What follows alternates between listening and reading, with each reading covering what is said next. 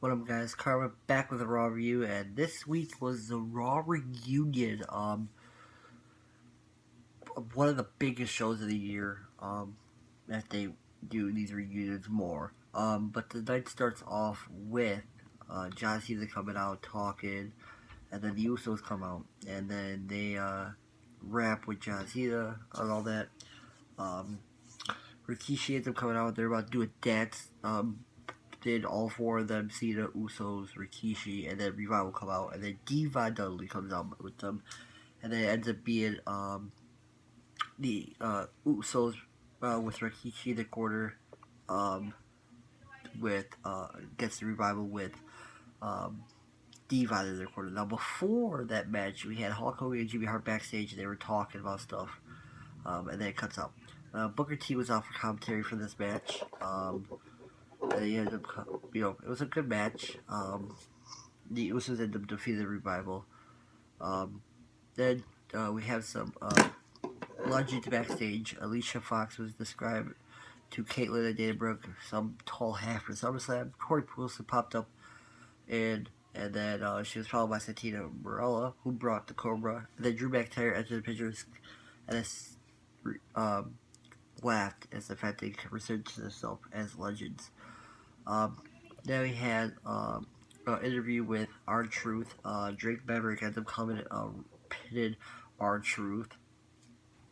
Um, and then we had a little thing between Godfather and Charlie Caruso. Then Drew McIntyre is going to go get Cedric Alexander for a rematch. Cedric and Drew McIntyre start brawling before the match even starts. Drew just ends up decimating Alexander. Then Pat Patterson defeated Drake Maverick to win the 24/7 title after he was in the locker room. His bag was full of worms. Boogeyman shows up. He trips over a bag. Pat Patterson ends up just kicking him and hitting him, and he walks away with the 24 title. Then we had the Viking Raiders defeat Zack Ryder and Kurt Hawkins. It was an okay match, I guess. That's it. Christian was out for commentary, and then Lillian Garcia handled the ring announcing duties for that match. Then there's like a backstage thing with all these legends, and then Maria Callas probably met Mike backstage, talking with legends, in search of her husband. He was first talking to E-Tours before Eric Bishop wanted to suggest maybe Maria wanted to join SmackDown if she's not happy again. Maria was talking to Mike because she won't do anything. She's a breadwinner of the family, embarrassed already. Mike didn't do it. Ron Simmons with a bullhorn, letting him know, well, damn. Then we had the 24/7 championship. Jared Briscoe defeated Pat Patterson via pinfall to win the title. Karen planned to the back, quite possibly a little late to reveal that Briscoe had pinned his stooge buddy Pat Patterson to become the new champion. And then Kelly starts talking to Briscoe, kicks him in the nuts and pins him. And first 24/7 female champion is Kelly. Then she walks away. Then we have Samoa Joe come out here and start talking about everything and the bloodline of the Samoan family, Usos, Rikishi. Roman Reigns comes out, they start talking, and a big brawl. Then they talk a little bit again, and they end up Roman Reigns versus Samoa Joe ends up being made. Roman ends up defeating him with spear. Then we have Seth Rollins on Miz TV. It was an okay interview.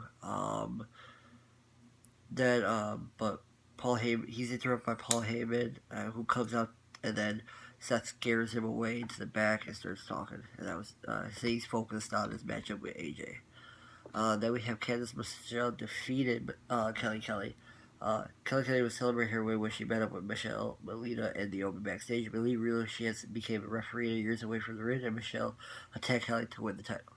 Then Elijah Blaze came out of nowhere and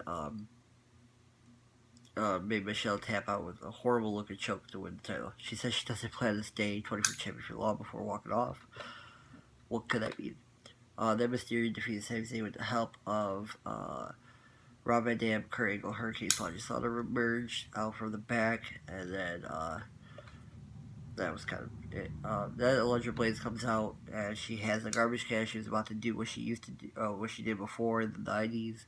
Um, Ted DiBiase comes out. He offered to purchase 24 title from Blaze, calling back to when he bought the WWE Championship from Roger the Giant, and then that was kind of it for that little thing.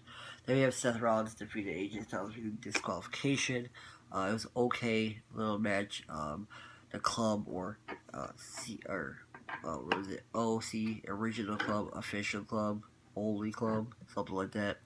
Um, and then it looks like Alex said Gallows and Styles were gonna beat Seth out on the outside. Also, DX music hits to pop Triple H's Michaels comeback to help him. Then the match restarted, but then ended up Gallows and Anderson jumped Rollins in the ring to cause disqualification. The system match squared off with the OC instead of the too sweet hand gesture thing. And then they were proud to suck it, and then brawl emerged, and then they grabbed chairs. AJ and the club grabbed chairs surrounded the ring. Road Dogg, X-Pac, Hall, Kevin Nash came out to run off the heels. Rollins finished off the segment, though, with the legends surrounding him, letting OC know everybody has 2 words for them. They also did a little thing with Billy Gunn, that was really funny. Then Drake Maverick defeated Ted DiBiase in Limousine. It was once again champ as the superstars give chase. Mick Foley comes out, and then Drake Maverick and all them run away and through the ring, and then Mick continues on to talk, and Bray Wyatt attacks Mick Foley with the mandible claw. That was it. Then we have Becky Lynch on the Moment of Bliss, which I think this would have been a perfect time to announce her as the 2K cover athlete if they were going to announce her as the cover athlete.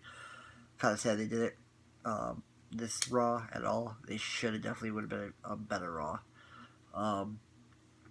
But then the Kelly comes out and they end up brawling, and that was the end of that.